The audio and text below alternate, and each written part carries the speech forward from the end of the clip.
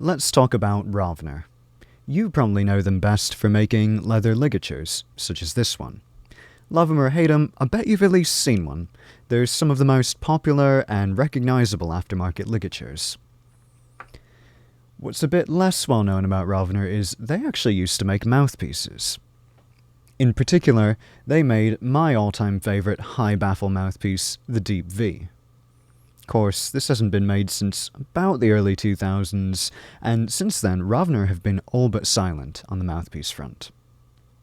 Until now.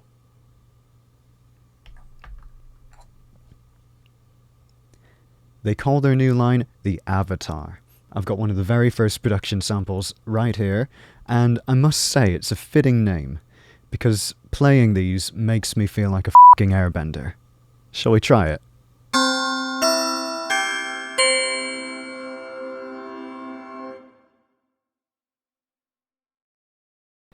So first, a bit of background to this video. A few months ago, I was over at the Rovner factory, right here in crabby, overseasoned Maryland, and while I was there, they set me up with some brand new production samples, and even some prototypes of these brand new Avatar mouthpieces. Big shout out to George for making that all happen. Now, of course, me being the crabby, overseasoned chap that I am, kind of went into this all with a bit of skepticism. I was thinking like, oh, I already know what my setup is, I don't need any of this new stuff. And then I actually played this and kind of changed my mind about everything. It looks unassuming enough at first glance. Basically follows the same profile that most other hard rubber mouthpieces have. You can see I've already played it quite a bit here. Your standard Meyer ligature will fit it, but the part that would probably be a little bit less polite to show you is this backside, with the baffle and the chamber, because that is where I expect most of the technology has gone.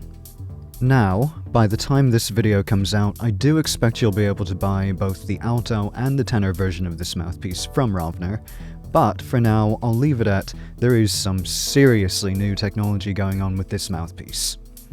The first of which is the reed positioning. Unlike your conventional mouthpiece, this mouthpiece is actually designed to have a small amount of overhang on both sides of the reed, almost like these two little wings right above the mouthpiece.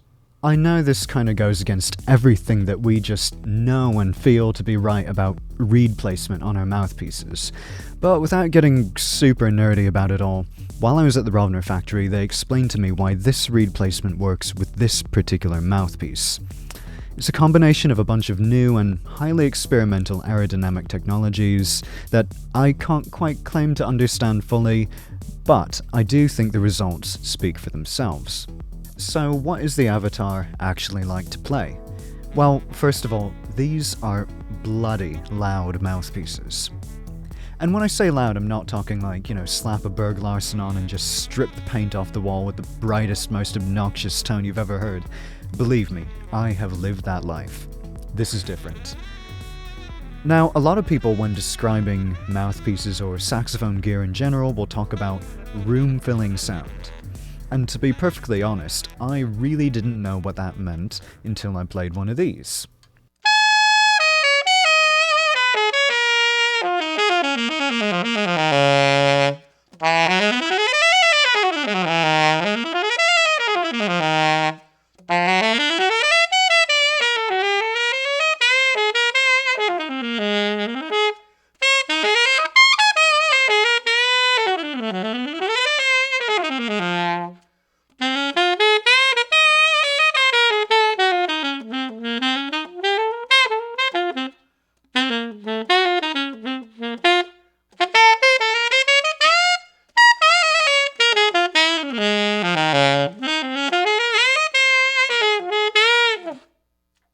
I suppose free blowing would be a good way to describe it, but it's more than that. It's like, I feel like if I just exhaled through my horn, this big, robust tone would come out. It's so easy to play and to put enormous amounts of air through the horn. And because of that, the amount of volume you can get out of this mouthpiece is just immense. But Matthew, louder doesn't mean better, does it? All the time? No, of course not. But allow me to present you with a very realistic use case. So I do a lot of club gigs. Oh, you mean like smoke or smalls or the iridium? No, more like this.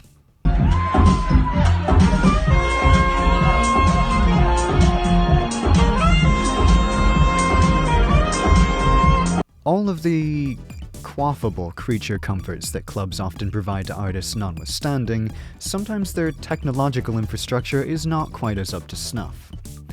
For example, a lot of the time I'll find myself in a situation where there is no way for me to connect a microphone directly to the PA system. Now, in the past, that's just translated to me playing as brash and as loud as I possibly can to have any hope of being heard over a venue-class sound system. But I'll tell you, exactly this situation arose on a gig about 2 weeks ago, and I happened to have this mouthpiece with me. To say the very least, I was extremely surprised by how not exhausted I was playing at levels required to be heard in that venue, and upon listening back to the recordings from that show, I was actually fairly satisfied with my tone as well. The real trick about this mouthpiece is you get an enormous amount of volume, but without kind of sacrificing the integrity of your core sound. It makes sense then why they at Rovner were telling me their new slogan for these mouthpieces is going to be, "We provide the core, you provide the personality." So, if this mouthpiece is reliant on me providing the personality, and my personality has about all of the intrigue of a beige wall, stands to reason though that these are very flexible mouthpieces. In my particular case, I really appreciate the efficiency and the amount of volume that I can get out of it, which is not to say you couldn't do something like jazz standards on it or bebop, but why would you do that? Bebop sucks. And that's kind of the really special thing about this, the efficiency. No matter what I'm playing, no matter how I'm playing it, it never feels like I'm being bottlenecked in any way by the mouthpiece. Now, one thing I do have to make very clear is when I say this is an easy mouthpiece to play, I don't necessarily think it would be a great mouthpiece for beginners. I'll explain why a bit later.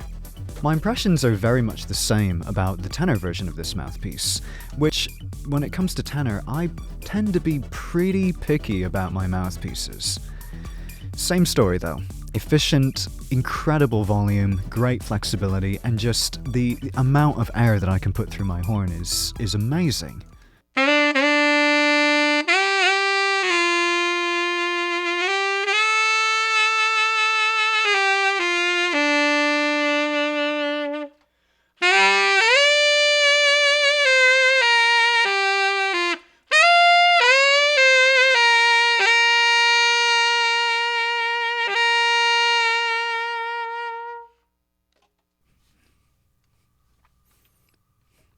And the Berry version?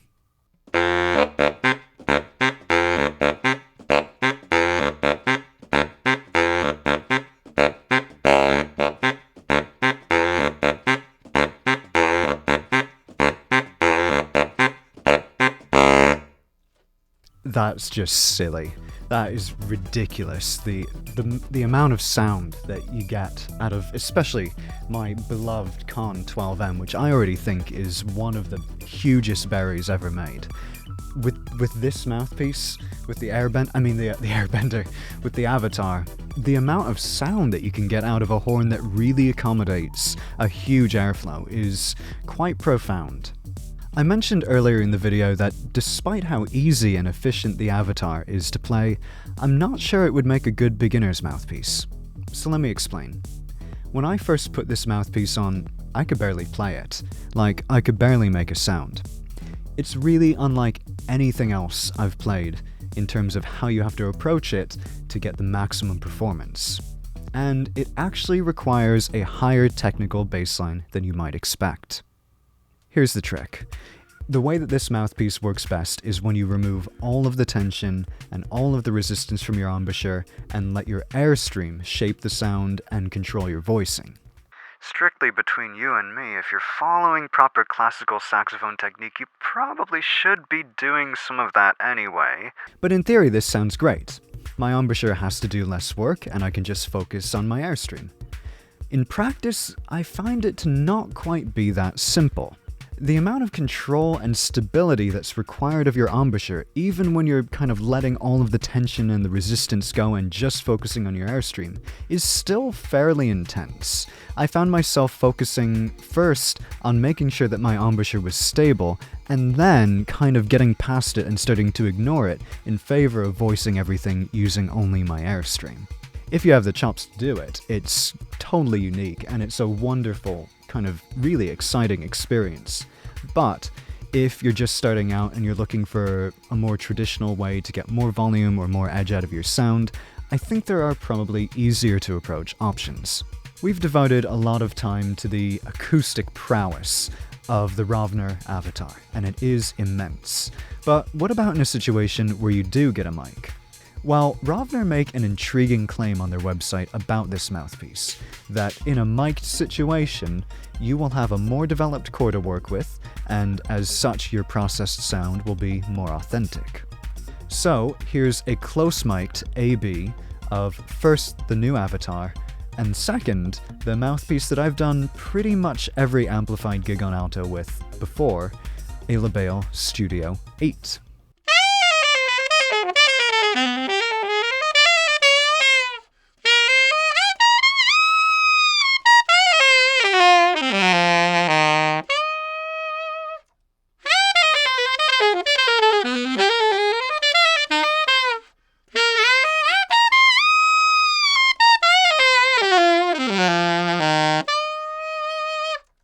More authentic? You decide.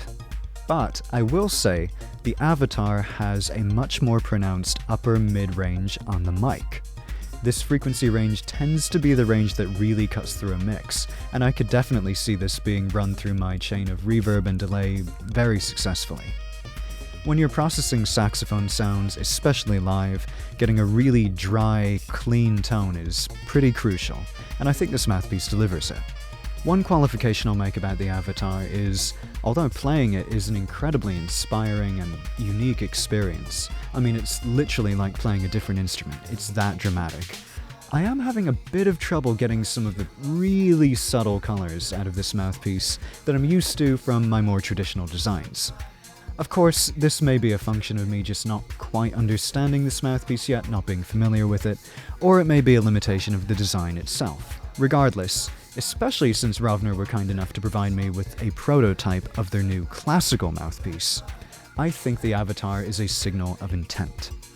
Rovner is back in the mouthpiece game, and they are back in a very bold way. So maybe the Avatar doesn't replace every mouthpiece in your drawer, but if you're looking for something that could potentially supercharge your live playing, or if you just want to check out a mouthpiece that is literally on the bleeding edge of saxophone technology, this might be the one. It has completely reframed my own idea of my technique and how I'm using the horn, and the surprising and somewhat troubling part is I kinda like it. Now, if only I could convince them to make it in metal. Everyone knows mouthpiece material doesn't make a difference. Or does it? Watch my video. Decide for yourself. Regardless, Rovner has done something really exciting with these Avatar mouthpieces, and I am equally as excited to see where they go from here, using this as a platform. Until then though, I hope you enjoyed this first look at the brand new Rovner Avatar, the most powerful mouthpiece I have ever played, and if you did, make sure to subscribe to the channel. We'll see you next time. Cheers.